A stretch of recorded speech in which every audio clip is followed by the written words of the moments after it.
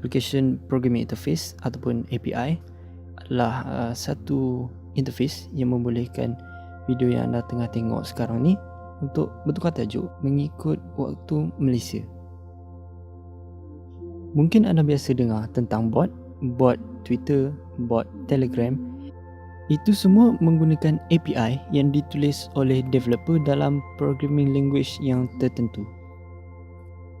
Untuk video ni saya menggunakan Python ataupun orang kita panggil Python yang saya tulis dalam laptop saya dan kemudian saya upload dalam server. Kalau video yang anda tengah tengok sekarang ni masih sama ataupun lebih kurang dengan waktu di Malaysia, bermaksud kod yang saya tulis masih berfungsi.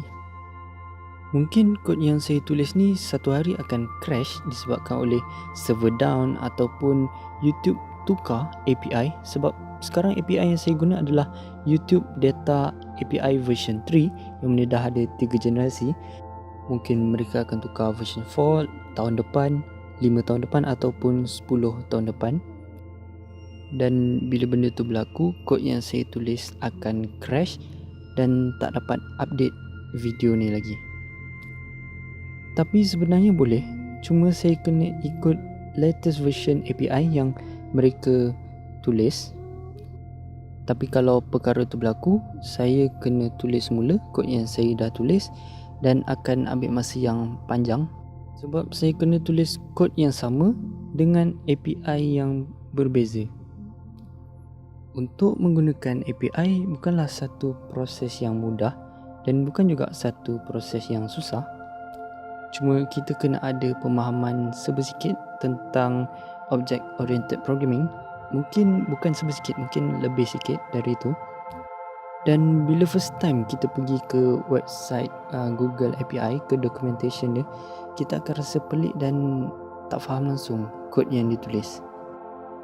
Dan itulah API. Dia bukan satu kod yang kita kena tahu kenapa dia tulis macam ni, tapi ianya satu kod yang kita perlu tahu macam mana kita nak guna kod yang ditulis walaupun kita tak faham struktur penulisan dia. Bila kita buat sesuatu yang macam mana saya buat dekat video ni, yang dia akan update setiap 8 minit, kita kena ada satu proses yang membolehkan infinite loop berlaku, yang mana biasanya kita akan guna while loop.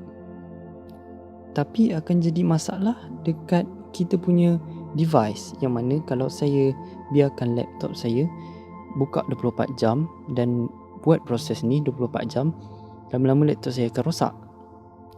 Sebab tu saya upload ke server supaya biar server tu yang buat kerja 24 jam, bukan laptop saya.